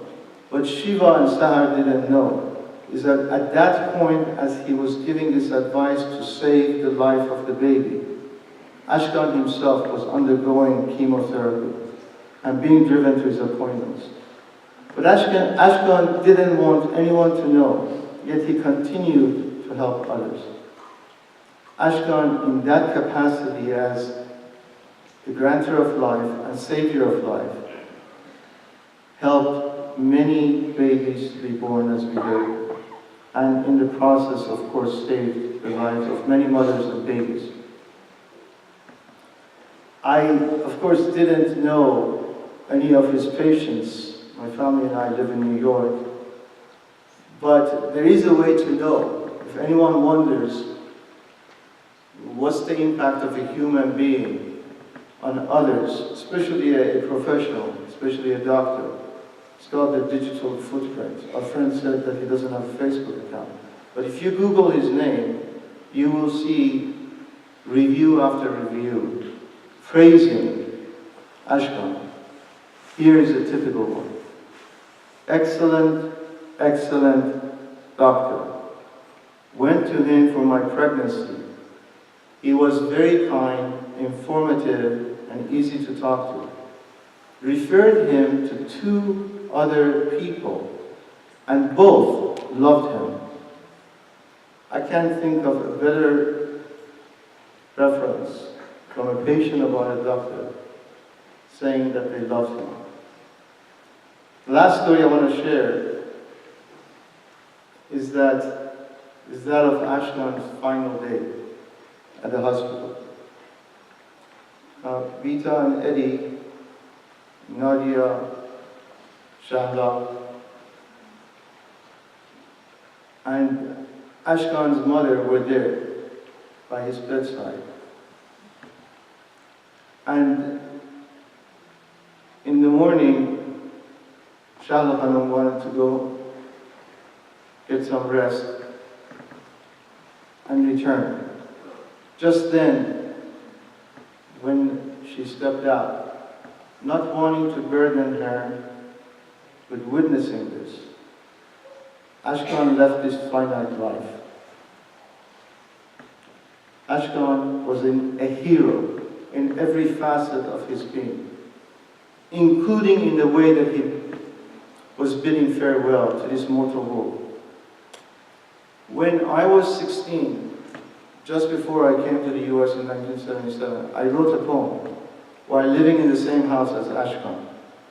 Little did I know at the time how much the poem reflected the life of my, quote, lovely little cousin, end quote, as I called him at the time. The poem was an homage to a Persian poet, Furugh Farrokhzad. One of her poems ended with the verse, Parvaz ra be khater bespar, parande mordanist. Remember the flight as the bird is mortal. It took me all these years, And my flight from New York to LA last week to join the family, to realize that she was wrong. To realize after 42 years, inspired by Ashkan's life, which ended on a high note, ever so selfless, ever so independent, ever so aware of others and wanting to give to others, that it should say, remember the bird, as his flight is immortal. پرنده را به خاطر بسپار چون پروازش جاودانی است. Ashkan's Hebrew name is Chaim Shalom. Chaim means life and Shalom means peace. So peaceful life. But Shalom also has a deeper meaning. It means completeness. It means wholeness. It is true that Ashkan, that high-flying bird, has flown away from our limited physical perception of reality. But as I pleaded with Vita and Eddie last night, all those close to Ashkan, all that we have to do is reach deep inside our souls and hearts to realize that Ashkan is still flying high in the immortal world. It is a new chapter of flight and a rebirth of the special soul in the infinite dimension of the world to come. As we heard last Tuesday, May 28th, as he was bidding farewell to this world, that was also his birthday.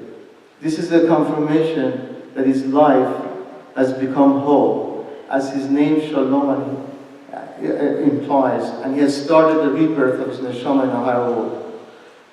And from there he is watching over his loved ones, his beloved parents, Bita, Eddie, his beloved nephew and niece, Brandon and Kayla. Ashkan never quitted flying high, and never will. I will read this poem in Ashkan's loving memory in Farsi. پرنده‌ای بلند پرواز آه سردی ها نمیخواهم اسیرتان شوم اسیر سردی های زندگی آه سردی ها چگونه از شما فرار کنم ای کاش پرنده‌ای بودم ای کاش بال میگشودم آه پرنده بودن این همه رویا چیست در پرنده بودن چقدر سعی کردم چقدر کوشیدم تا آنگاه که همچو پرنده‌ای بال گشودم و بالهایم را در همه سو گستردم اما افسوس آنکه آن موقعی بود که پرواز را فرا گرفتم شما از خواب بیدار شدید و بالهای مرا شکستید دوباره بالهایم را بر دوشم کاشتم و به آنها آب دادم من سعی میکنم من میکوشم تا دوباره بال میگشایم اما افسوس آنکه آن موقع که پرواز را فرا گرفتم دیگر از جنگ با شما خسته بودم و آنگاه همچون پرنده‌ای بلند پرواز به سوی دنیای باقی پرواز کردم و از شما رها شدم آه سردی ها هرگز اسیرتان نشدم اسیر سردی های زندگی اشکان پرنده‌ای بلند پرواز همیشه تو را به خاطر می‌سپاریم چون پرواز در جاودانی است. In closing, I would be remiss if I didn't express the deepest gratitude on behalf of all to a very special couple, Peter and Eddie, Ashkan's beloved sister and brother-in-law. I, like many here tonight, witnessed firsthand what the incredible sacrifices were that they made for so long to to comfort and take care of Ashkan, just like parents would do to a child. As much as Ashkan insisted on his independence, Bita and Eddie were there every step of the way, caring for him in the most difficult of times. The Torah says that God created man in his image. If you ever wondered what that means, as you say farewell tonight, take a good look at Bita and Eddie, as there is no more a godly act than the tireless goodness and kindness that they show to Ashkan. There you see what it means to be created, B'Tselem Elokim, in the image of God. May the same way that Ashkan's family showed such goodness and kindness to Ashkan, the Almighty keep open unto them the heavenly gates of Chesed v'Rachamim v'Tovah, kindness and mercy with goodness, and may the loving memories of Ashkan be a source of strength and consolation for them. Amen.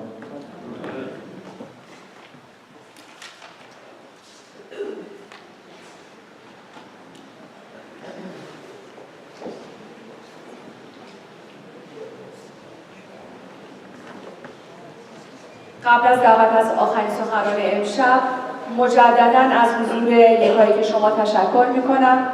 از طرف خانواده خواهش میکنم که بعد از عقید برای صرف مراخا تشریف داشته باشید. جناب ربای دکتر باروخ امیری معرف حضور همگی هستند. جناب ربای لطفاً با ما باشید.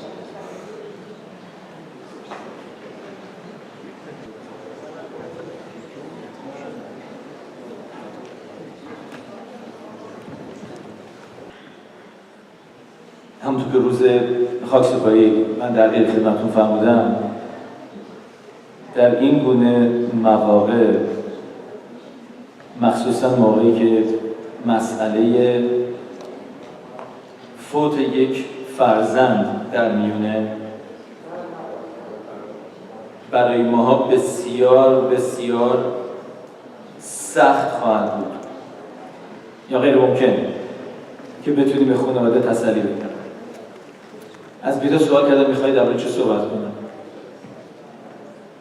هم بیتا هم ادی هم دوست عزیزم آقای شمسیان گفتن به عنوان یک روای و یک دکتر روانشناس اگه میشه به ما از هر دو این دیدگاه بگو که از لحاظ روانشناسی برای درمان سوگ چی گفته شده و همینطور از لحاظ تورا و از لحاظ معنوی ما چی میتونیم بگیم، چی میتونیم درک کنیم، چجوری میتونیم مسئله رو حذف کنیم. و چون فرصت کوتاهه ازتون اجازه میخوام یه مقداری تندتر صحبت میکنم تا مطالب رو بتونم بهتون عنوان کنم. خیلی روش فکر کردم که چی میتونم در میون بذارم. امیدوارم که چند تا کلمه ای که ایراد میکنم برای خانواده معنی دار باشه. نخواهم تونست تسلیشون بدم، این واضح و بدیهیه. طبق گفته تلمود چند روز اول و بعضی وقتا چند هفته اول تقریبا غیر ممکنه کسی بتونه درد نفر دیگر تسکین بده، ولی میتونیم بهشون یه مقدار آرامش بدیم به وجودمون و شاید با حرفام بتونم بهشون یک دیدگاه دیگه بدم. سایمون ویزنتال، کسی که موزه هولوکاست لس آنجلس به اسمش ددیکیت شده، یه شخصی بود که از اردوگاه نازی جون سال به در برد و ایشون یه حرف زیبایی زدن. گفتم برای اینکه بتونیم معنی درد، مرگ، زجر و بدبختی رو تو دنیا بتونیم هضم کنیم، باهاش کنار بیایم، احتیاج داریم به پارادایم شیفت، تغییر دیدگاه. یعنی چی؟ کلمه‌ای که تو عبری برای تسلی گفته میشه بهش میگن نخاما. نخاما این تسلی. وقتی بریم خونه سوگوار بهش میگیم مین هشامایم تنوخام، ایشالا قلبتون تسلی ببینه. کلمه نخاما توی عبری اگه توی تورا نگاه بکنیم در معانی دیگه هم اومده. معنی اصلی نخاما یعنی تغییر دیدگاه، تغییر عقیده، پارادایم شیفت. همون چیزی که سامی ویزنتال به قشنگی ایراد کرد. سامی ویزنتال تعریف کرد، گفتش که مدت‌های مدیدی عصبانی بود بعد از اینکه از اردوگاه‌های مرگ نجات پیدا کرده بود. چرا؟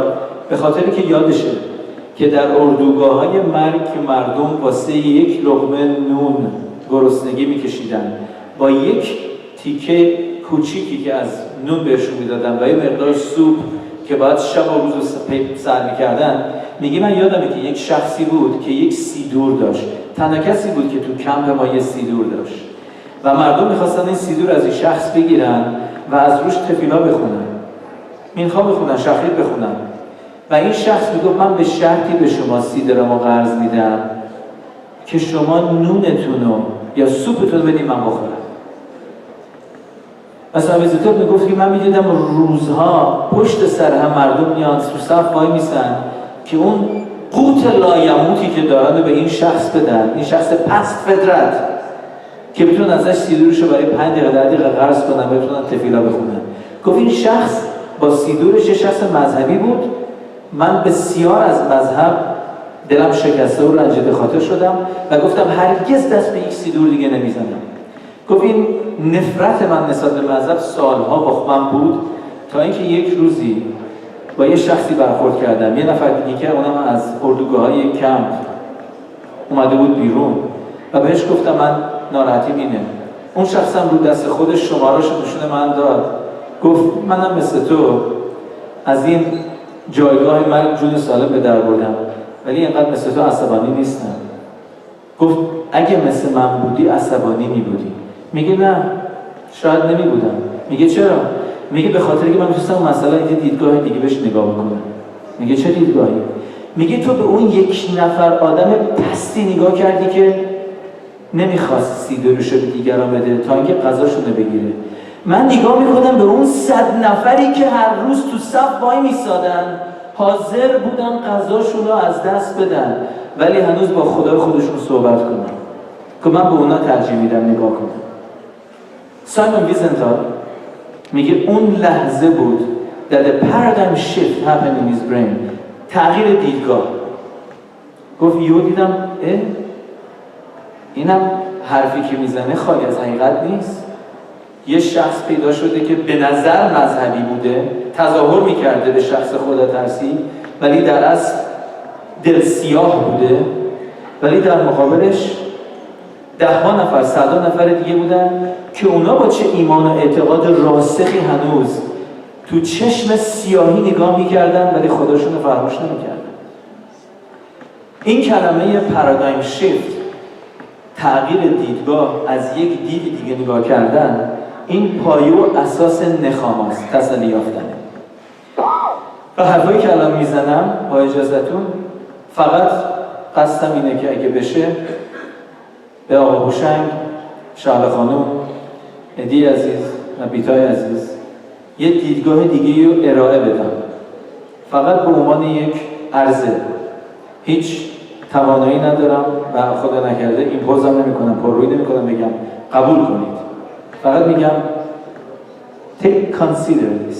این مطلب رو در نظر بگیرید که شاید در روزها، هفته‌ها، ماه‌های آینده بتونیم یه دیدگاه دیگه‌ای رو لااقل در ذهن خود پرورش بدیم. از لحاظ روانشناسی فرموده بودم، باتون در میون میذارم 2 تا ریسرچ خیلی مهم وجود داره توسط دانشگاه‌هایی که بسیار بسیار حائز اهمیت هستن. یکی هاروارد مدیکال اسکول، دوستان میتونید آنلاین سرچ کنید، Coping with Grief and Loss. یه استادی انجام دادن، تحقیق انجام دادن درباره اینکه چقدر ایمان داشتن به انسان کمک میکنه که انسان بتونه با مرگ و از دست دادن عزیزاش دست و پنجه نرم کنه. یک تحقیق بسیار مهمه و از توسط یک دانشگاه حائز اهمیت انجام داده شده و درش اینا چند تا دکتر خیلی برجسته میان نتیجه تحقیقشون اعلام میکنن که اشخاصی که ایمان دارن به یک قدرت الهی یا لااقل یه قدرت ماوراء طبیعه، اینا براشون کنار اومدن با درد، اندوه و از دست دادن عزیزان راحت تره تا دیگران. نمیگن ایمان بیارید، میگن فقط بدونید که چنین مسئله وجود داره. کسی بخواد از این رمدی، از این دوا استفاده بکنه، چنین نوشدارویی هم وجود داره. ممکنه نوشدارو بعد از مرگ سهراب باشه، ولی باعث میشه که دیگران بازمانده ها بتونن به راه خودشون ادامه بدن. یک ریسرچ دیگه که انجام داده شده توسط National Center for Biomedical Research توسط پروفسور رابرت ایتلیتز، پروفسور مایکل کینگ and والش، اینا اومدن و 135 خانواده رو تحت بررسی قرار دادن که اینا عزیزی از دست دادن به خاطر ترمینال مدیکال ایلنس، یک دوای مرض لاعلاج، چیزی که اشکان عزیز باهاش متاسفانه دستپنجه نرم کرد. 135 خانواده رو برای مدت 14 ماه، یعنی 1 سال و 2 ماه تحت بررسی قرار دادن. ظرف 1 ماه، 2 ماه، 6 ماه، 9 ماه، 12 ماه، 14 ماه. و بین این افراد تقریبا نصف افرادی بودن که به هیچی اعتقاد نداشتن و از نصف افراد کسی بودن به وجود خداوند و دنیای آخرت و بینشون افراد زیادی به reincarnation، تناسخ، ایمان داشتن. و این ریسرچ رو حالا ابسترکتش تمام نوشتارش همش آنلاین هستش، میتونین سرچش بکنین ncbi.nhlm.gov، میتونید اونجا ببینید تمام ابسترکتش هستش که بعد از 14 ماه نوشتن. من براتون فقط جمله آخر میخونم. The results: people reporting no spiritual belief had not resolved their grief by 14 months after the death. Participants with strong spiritual beliefs, especially with the world to come or reincarnation, over the same period of time, they were able to resolve their grief progressively much better than others. People with low levels of belief showed little change in the first 9 months, but thereafter they were trying to grapple with the idea. These differences approach significance in a repeated measures analysis. It measures the variance, F2.42, the P0058. The strength of spiritual belief remained an important predictor after the explanatory power of relevant confounding variables was controlled over. همینجوری توضیح میده بیشتر و بیشتر که ما میدونیم قدرت ایمان و قدرتی که انسان به درون اعماق وجود خودش بره و بگه آیا واقعا دنیا آخرتی وجود داره یا نه، این یه مسئله‌ای که غیر قابل انکار بده که انسان بتونه با اندوه و سود دست و پنجه نرم.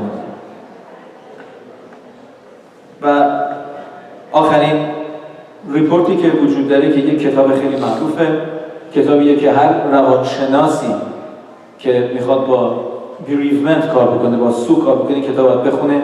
It by Dr. Elizabeth Kubler-Ross.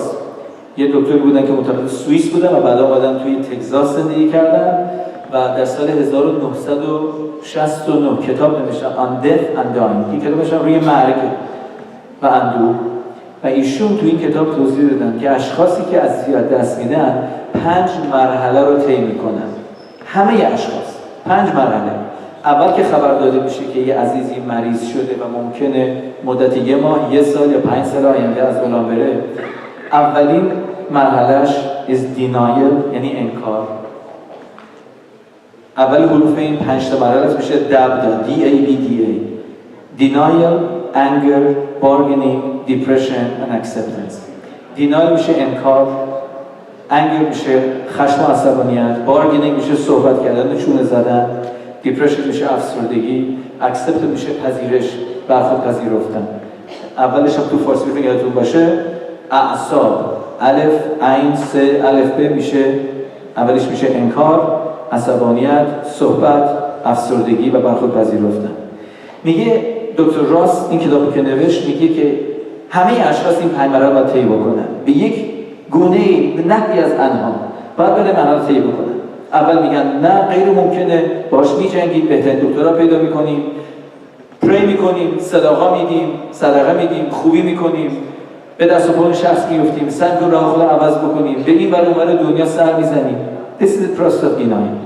بعد که راه بسته میشه به بنبست نهایت منتهی میشه، there is anger، خشم و عصبانیت. مرحله‌ای که میتای عزیز با من به honesty، با من honor the truth گفت ما الان تو مرحله خشم هستیم، عصبانیت بسیار زیاد و به هیچ وجه من الرجوع هیچ کس حق نداره بینه بگه ناراحت نباشه، عصبانی نباشه. طبیعی باید عصبانی باشه، عصبانیه باید عصبانی باشه. یه مرحله بسیار بسیار قابل درکه و هیچ کس اجازه نداره که این مرحله از اینو بگیره.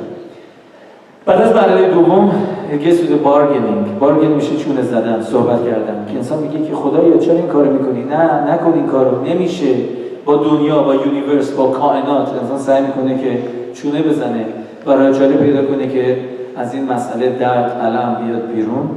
بعد از افسردگی و دیپرشن که آدم نگاه میکنه، مینه چاره‌ای ندارم، یأس و ناامیدی سراغ انسان میاد و آخرین مرحله از اکسپتنس، برخود پذیرفتن که انسان بعد از چند وقت بر خودش میپذیره و میبینه که تو زندگی چیزای دیگه هم هست و اگه عزیزای دیگه‌ای داره به خاطر اونه، به خاطر خودش به زندگی ادامه میده. این مرحله ممکنه اینطور که دکتر راست توضیح میده ممکنه بین 1 ماه تا چندین سال طول بکشه. ولی چیزی که جالبه اینه که دکتر راست میگه افرادی که به یک قدرت لایزال ایمان دارن به یک حالت عجیبی بعضی از این مراحل رو یک شبه ره 100 ساله پی میکنن.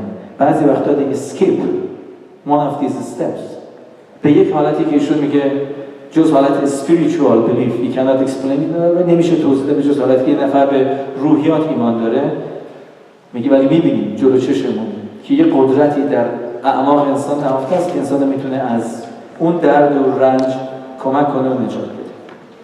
این از لحاظ دنیای روانشناسی و دوستان دیگه سلام و برکت خویش خسروان دارن، کسی بخواد میتونه توی این مسئله بیشتر تحقیق بکنه. شکر خدا امروزه با وجود اینترنت و این همه آزادی بیان و گفتار میتونیم خیلی از این مسائل خودمون جستجو بکنیم و بیشتر درک کنیم. ولی از لحاظ معنوی، از لحاظ تورایی چی میشه گفت؟ و این اونجاییه که دوستان اگه ایمان نداشته باشن من به هیچ وجه ازتون هیچ خورده‌ای نمیگیرم، به دلم نمیگیرم. طبیعیه شخصی که دل آزرده و دل شکسته است که این مسئله نخواد قبول کنه، یا اشخاصی که بگن اینجور حرفا به قول معروف واسه یه دوره قدیم بوده که علم نبوده، ما امروز زدیم کره مریخ، کره ما، این حرفا چیه؟ البته در میذارم چون خانواده خواسته من اجازه بدین چند لحظه به عنوان یک ربایی هم بهتون بگم تو قبالا تو تورا در این مسئله چی میگن. مقوبالیم توضیح میدن به قبالا که یک عارضه، یک معضله وجود داره که تو انگلیسی هم بهش میگن کیهول سیندروم، معضله روزنه کلید، که ما تو این دنیا هستیم از روزنه کلید داریم نگاه میکنیم به یه اتاق خیلی بزرگتر. پیش خودتون فکر کنید که دارین از پشت یه در رد میشین، از پشت یه در یک صدایی میشنوید که یه نفر داره ناله میکنه، داد میکشه، جیغ میکشه، میایین در رو واکنین چه خبره؟ در قفله. دولا میشین از سوراخ کلید نگاه میکنید، میبینید که یک نفر یه چاقو دستشه و داره یه نفر دیگر رو میبره و داره خون میاد و این طرف داره درد میکشه. یهو داد میزنید میگین دارن قتل میکنن، دارن این نفر میکشن. چند نفر جمع میکنید با هم دیگه با تنه میزنید، در رو میشکنید، در میرین توی. یهو جلوی چش خودتون چیزی که میبینید یه جراح داره روی مریض جراحی میکنه، این مریض جونش رو داره نجات میده، ولی به خاطر اینی که این مریض توانایی اینی نداره که بهش دوای بیهوشی بدن، باید با کمترین مقدار بیهوشی این مرض انجام بده، این عمل انجام بده. اون عملی که ما چند لحظه پیش اسمش رو قتل میذاشتیم، در که باز شد یهو اسمش رو میذاریم جراحی. چی تغییر کرد؟ اون عمل تغییر نکرد، دیدگاه ما بود که تغییر کرد. ما از یک سوراخ نگاه میکردیم، از یک روزنه بسیار محدود، ولی در باز شد. در ظهر اومده که اگه ما بتونیم چشم بصیرت، چشم دلمون وا بشه و ببینیم که اتفاقایی که میفته اینا دارای یک هدف و یک ارمغان بزرگتره، ممکنه برای ما اینقدر سوال پیش نیاد. ولی دنیای ما دنیای سواله و هیچ کس هم اشکال نداره که سوال بکنه، سوال میشه کرد. ولی در کنار سوال کردن انسان بره تحقیق هم بکنه، ببینه که آیا میشه یه مقداری هم درک کرد چه خبر هست. من هیچ شکی ندارم که این گفته‌ای که توی زهر اومده مرتبه قبالا که میگه در دنیای آخرت بعضی وقتا هست که ما موقع که به خواب میریم میگن نشانه‌های ما یه مقدارش میره دنیای عالم باقی که اونجا حساب پس بده و بگه چی کار کردم. در زهر میگه که بعضی وقتا نشانه میخواد از آینده مطلع بشه و در اونجا یه پرگود وجود داره. پرگود یعنی پرده که این پرده اجازه نمیده که این شخص از اون طرف مطلع بشه و وقتی نشان میگه که من میخوام بدونم که شخینا نور لایزال الهی چی کار میکنه، تو زهر نوشته بهش میگن تو اگه اون ور پرده رو ببینی از بدن کالبد خاکی باید کاملا خارج بشی. اون لحظه مرگه، چون انسان نیست که بتونه از تمام راز دنیا اطلاع پیدا بکنه و هنوز در کالبد خاکی باشه. و من شکی ندارم که وقتی که خیام این شعر رو که گفته میگه اسرار ازل را نه تو دانی و نه من، این حرف معما نه تو خوانی و نه من، هست در پس پرده گفتگوی من و تو، چون پرده بیفتد نه تو مانی و نه من هیچ شک ندارم که خیام الهام گرفته از میدراش اسرائیل و از کلماتی در زهر متجاوز از 2000 سال پیش نوشته شده. خیام قبل از 2000 سال پیش وجود نداشته. بعد از این و این مایه افتخار ماست، هم مولانا، سعدی، خیلی ها حرفایی که میزنن تو امثال سلیمان هستش، تو میشلای اومده و افتخار میکنیم که آیین یهود تونسته همیشه سرمشق باشه و الگو برای خیلی از مردم دنیا. به هر حال ایمان نداشتن به اینکه یک دنیای آخرت وجود داره، یک گیلگول هنشامات تناسخی وجود داره و انسان بر میگرده تو این دنیا، این برای انسان میتونه سخت کنه که انسان رو سختی دست و پنجه نرم کنه. یه مثال خیلی خوب میزنن، میگن دنیا مثل گوبلن میمونه. اگه یادتون باشه ما تو ایران که بودیم بچگی مثلا با این گوبلن بازی میکردیم، بعضی وقتا دختر خانم‌ها درست میکردن. اگه طرف گوبلن که نگاه میکنین همه نخا آویزونه، یک حالت بسیار آشفته و یک تصویر درهم ریخته و بی‌معناست. ما از این برای گوبلن داریم نگاه میکنیم. اون برای دنیا وقتی نشان از این دنیا جسم خاکیشو ول میکنه، رها میکنه، میره، ما به اون برای گوبلن میایم و یه تصویری میبینیم که یه تصویر حالا قابل درکه، ولی کوگوش شنوا انسان میتونه بگه کی از این دنیا برگشته بگه. این حرفا رو قدیما زدن دل ما رو خوش کنن.